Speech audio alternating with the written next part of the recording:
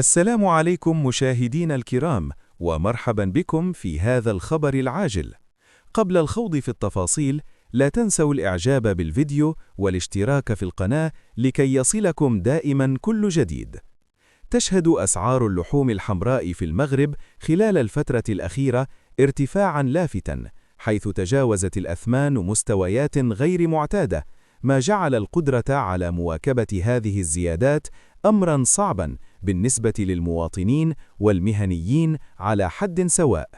فقد انتقل سعر لحم الغنم في الجملة من حدود 115 إلى 125 درهما إلى أكثر من 130 درهما في بعض الأسواق، بينما تجاوز سعر البيع بالتقسيط 150 درهما، في حين اقترب لحم البقر بدوره من عتبة 130 درهما.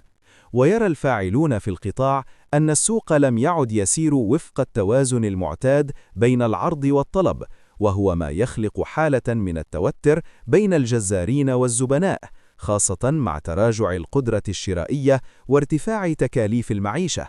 ويعيش الجزارون وضعا صعبا، إذ يجدون أنفسهم مجبرين على رفع الأسعار نتيجة الغلاء في أسواق الجملة، في مقابل رفض واستياء من طرف المستهلكين، الذين بدأ عدد منهم في تقليص استهلاك اللحوم أو التوجه نحو بدائل أقل تكلفة مثل الدواجن، ما يعكس اختلالا واضحا في منظومة التوزيع.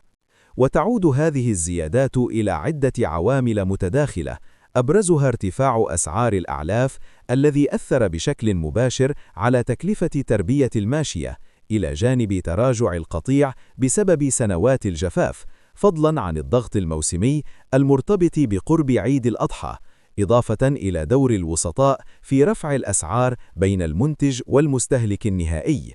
شكراً لكم على حسن المتابعة.